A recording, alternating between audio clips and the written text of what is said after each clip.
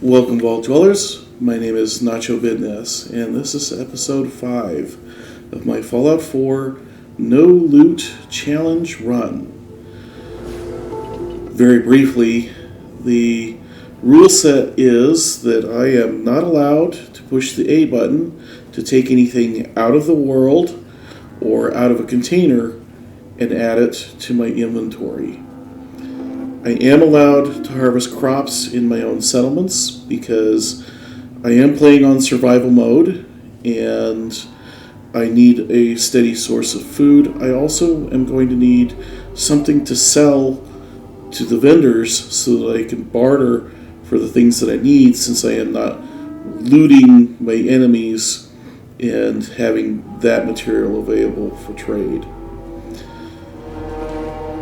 I'll try to catch you up quickly on what has happened since the last episode. However, there is a lot of ground to cover, so I'll apologize in advance for that. But we do have some action coming this episode, although it may not be what you're expecting. It's been about 16 days since my character woke up in the vault. As for me in the real world, it has been 17 hours since I started this playthrough, and I have not even gotten to Concord yet. That Deathclaw is going to be a nightmare without being allowed to loot the power armor and the minigun that are there to kill that Deathclaw. So, ooh, we got a storm rolling in. Cool. That said, that 17 hours of gameplay has been very tedious. It has been just planting crops, harvesting those crops, and then replanting what I harvested, and every once in a while when I had a little bit of surplus, selling it for junk and other things that I needed. The good news is that Sanctuary is doing really well. In fact, we have 9 settlers here. One of them is a provisioner, because I have gone ahead and taken local leader so that I can link my workshops together. It is just such a quality of life thing when I am not allowed to cart junk from one settlement to another. I have 2 scavengers and I have 6 farmers. I could actually plant even more crops than what I've got going right now, which is quite a bit, but it's getting to the point where I'm struggling to haul all of those crops to a vendor. Also, my defense is getting a little low for the amount of resources that I have here. Unfortunately, Carla and Trudy are both completely out of oil, and so I am not going to be able to build any more turrets here for at least a little while. And to that end, I have decided to turn off my recruitment beacon. The other thing is that when I do finally get to Concord, I'm going to have a fresh infusion of settlers here, and we really don't need any more in Sanctuary. As for Red Rocket, that is kind of just getting started. We've got about 5 settlers here, a scavenger, 3 farmers, and another provisioner that is going down to the Starlight Drive-In. And here again, it's just been a very slow grind to get all of these crops set up, but at this point, I am harvesting enough crops to be able to eat and also sell for a decent number of caps. I apologize for not really being able to show very much here because of the storm, but I really do enjoy the True Storms mod, so we're just going to have to deal with it. Defense here at Red Rocket is also getting a little bit light, and here again, I think that I am going to turn off my recruitment beacon. We'll make our way down to Starlight Drive-In, which is going to be kind of our jumping off place for today's action at the end, I promise. But for now, at least, I am going to wonder what in the world happened to Codsworth, because Codsworth is my murder buddy. I need him to be around. So he's okay. I hear him. Well, we'll just do this. I did go ahead and build a terminal here to be able to do some kind of glitch fixing with some different settlers that we're not assigning properly. And that does also unlock this ability from the Vault-Tec DLC to keep an eye on your companion. My companion, Codsworth, has apparently decided to go up on the roof of Red Rocket. Have fun up there, buddy. My character status is really good, actually. I am not hungry, I'm not thirsty, and I'm not sleepy. And I don't have any diseases. I haven't been doing this well for a number of hours in-game. Because I am eating pretty much just a strict diet of raw vegetables, that has really left me susceptible to a lot of diseases. I find that strange because, honestly, in the real world, if you eat nothing but raw vegetables, aside from potentially a protein deficiency, you are going to be super healthy. Nevertheless, they have decided in-game that raw vegetables are an avenue for disease, and so I have been sick a lot. But we're not sick now, and as I said, all my survival meters are actually to the point where there's no icons on screen. And we are also up to level 8, and that is a good thing that we haven't hit level 10 yet. I want to try and avoid hitting level 10 before going to Concord if I can.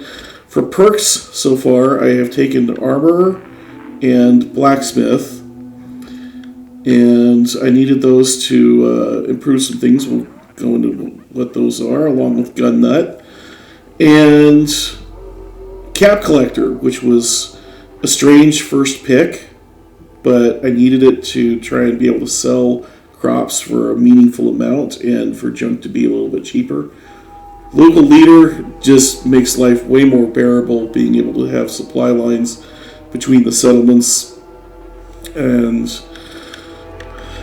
lastly, actually I think that's all of them, isn't it? Yes, that is all of them. However, we have 2 open perks, and I don't think that there's kind of any choice, but my character is extremely weak, has basically no endurance and no hit points, so we can't get caught. We need to be more sneaky.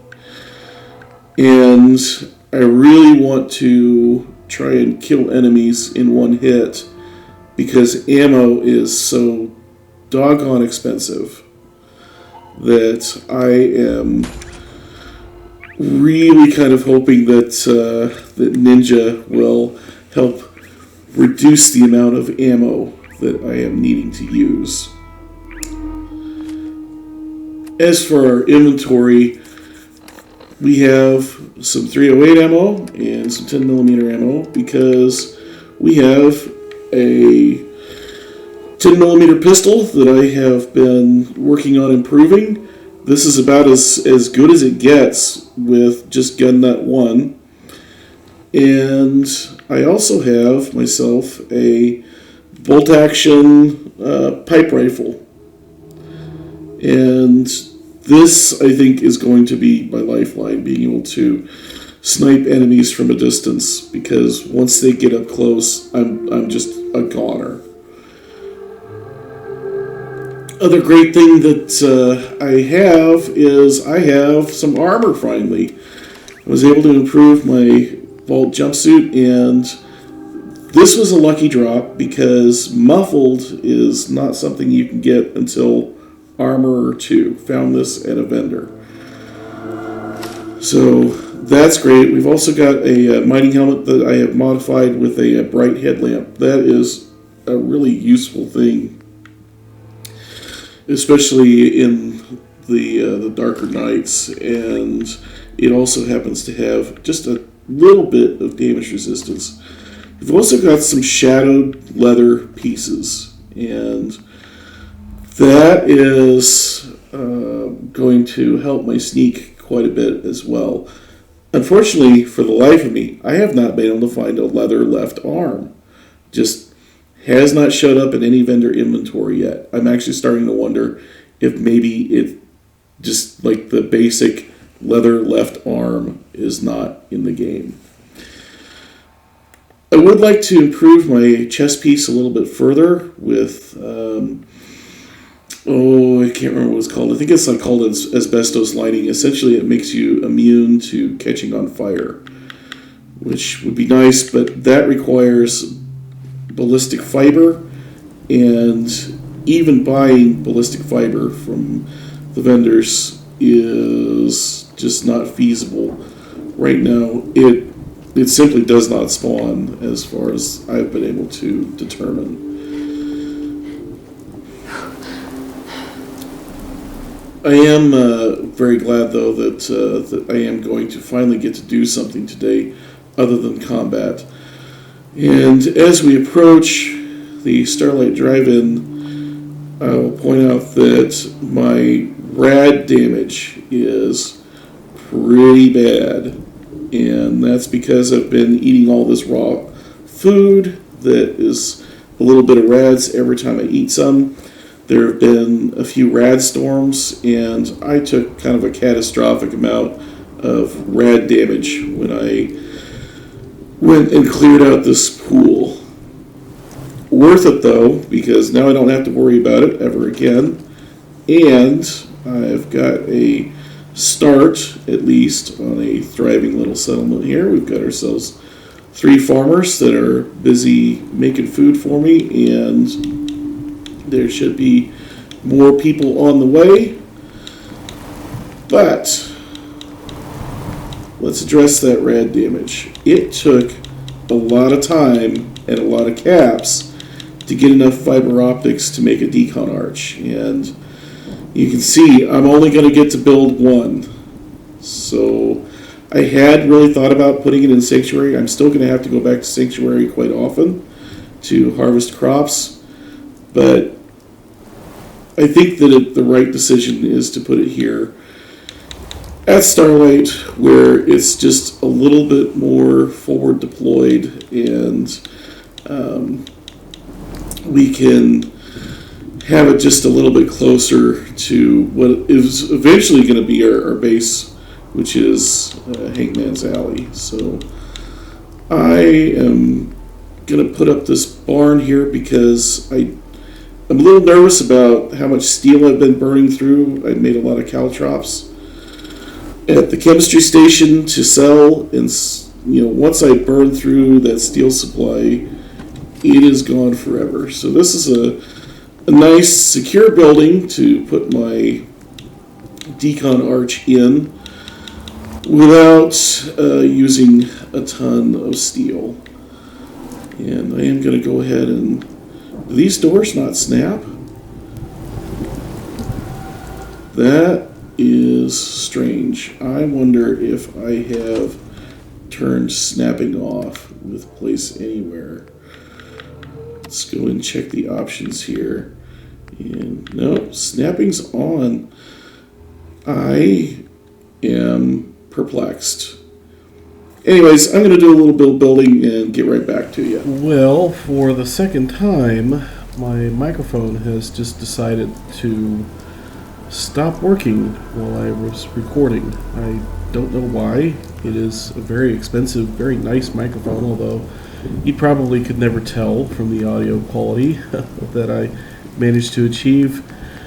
So that means that we're going to have to narrate the rest of this video after the fact, which is too bad, but I can't go back. I have played additional time since I took this footage, so this is the footage that I got, and I got to deal with it. Getting that decon arch down did feel really, really good.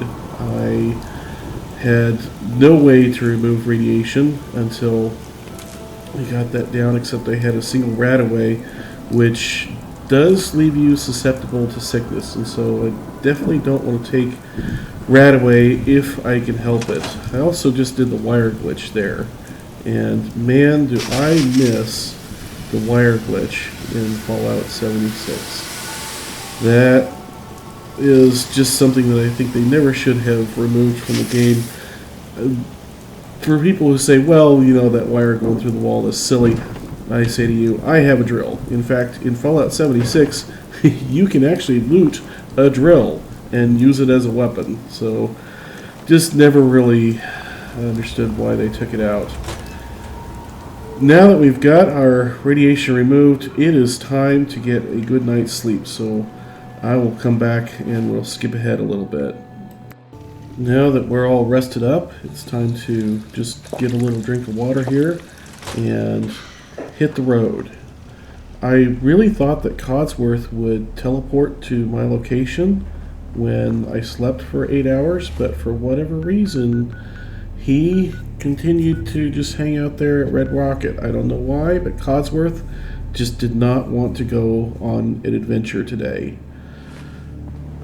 So I decided to just go and do it on my own. It is after dark, and that is deliberate on my part because my character is so much more stealthy when it is dark outside. I do apologize for that. I did at least try and turn the brightness up some on the video so that you have something to see, but my character's survival, I think, is going to have to maybe trump what I would call good content rules of how much you can see. We're going to go take a stop in here at Drumlin Diner. I was looking to see if Trudy had any bottles for sale. She did not, so that was too bad. I am going to skip ahead until we get to some actual action. We're approaching a tiny little raider outpost here, and this was my first chance to see how my character was going to do in combat, and this was kind of a nerve-wracking point because I was not sure whether or not I was really going to be strong enough to take on even just a couple of raiders. This is survival mode after all. It is famously difficult. But you can see here that I got hit, but VAT's defense in all modes of Fallout 4 is really strong. Even though that guy shot me in the stomach like 3 times, I barely took a scratch. Now I could hear another raider around here, and I finally found him inside, and here again I feel like I got a little bit lucky as far as I was able to get right up on him without him taking several shots at me while I charged with my bat. But I was able to dispense both of those raiders without using any ammunition, which is great. Again, ammunition is really expensive if you're just buying it, and that meant that I wanted to try and save it if I could. Not much else to do or see until we get to the next little bit, so we'll skip ahead again for a while. This was kind of my first chance to get out my sniper rifle. The top of this dam is a random encounter point, and almost every time you cross this dam, you're going to face super mutants or raiders or some kind of random encounter. Sometimes those raiders will demand that you pay them some caps to pass in peace. and other times they will simply attack without warning. But this time around, it looks like there's really nothing going on, which is just fine with me. I am going to have to find a better route to my destination, because crossing this bridge every time, if I have to fight every time, is going to leave me with less resources instead of more each time I head over here. So in the future, I'll probably try maybe crossing below the dam and on dry ground. Although I have seen things like rad scorpions and mirelurks spawn on that side. I could try swimming across the lake, but that is a lot of rads every time I do it, even though I have my decon arch at the Starlight Drive-In. It's a lot of rads, and it's a lot of chance to get a disease. So we'll have to think about how we're going to get back and forth to our destination, which is finally going to appear over the horizon here, and it is Sunshine Tidings Co-op. I had planned to use Abernathy Farm as my fourth settlement in this initial kind of setup phase, where unfortunately I am not able to take Abernathy Farm because that involves a fetch quest, and a fetch quest would be looting, and so that quest is simply locked out to me. But that's okay. To get Sunshine Tidings, all we have to do is kill some rad roaches and kill some ghouls. And here we are with another rad roach to kill. I'm not going to make you sit through me searching through all of the empty cabins. We'll just fast forward to the ones where there's actual combat. Although, at this point, taking out a rad roach with a baseball bat is not much of a challenge. I am really using this as kind of an opportunity to reacquaint myself with just how much weaker sneaking is in Fallout 4 compared to Fallout 76. In 76, you can pretty much go running directly up in front of an enemy and shooting unsilenced guns and shouting at the top of your lungs, and they will not notice you 2 feet in front of them. Fallout 4 is a little different. And okay, well, I said I wasn't going to make you watch me search every cabin, but here we go. Here are another couple of ghouls, and you can see that I can take them out in a single hit as long as I get a sneak attack. And if I don't, it does still take a couple. To the best of my ability, even though I am not in great danger of getting killed at this point, I don't want to take any hits that I don't have to because of the disease chance that you can get from ghouls. There's the Wasteland Survival Guide sitting there where I can't pick it up. Too bad. As we approach these last couple of ghouls, I will take this opportunity to mention that I am proud of the settlement that I built here during my Fallout 4 settlement building days. It was a Futurama-inspired settlement that has a robosexual colony, and I just thought it was kind of funny. It had a couple different orientations of robosexuals. I had a lot of Futurama-themed little set pieces in it, like I had a robot wash and I had a genuine suicide booth. So if you are so inclined, go check that out. In the meantime, this settlement is now ours. I think I looked around a little bit just to make sure, but otherwise, yeah, I should be able to go to the workbench here and unlock it and start building. Unfortunately, this place comes with very few resources, and I am going to have to go and buy some crystal and copper and other things in order to get myself a recruitment beacon here. I'm also going to have to set up a supply line from Starlight Drive-In.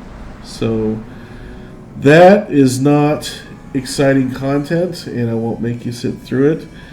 Next time, though, next time is Concord. I have a plan.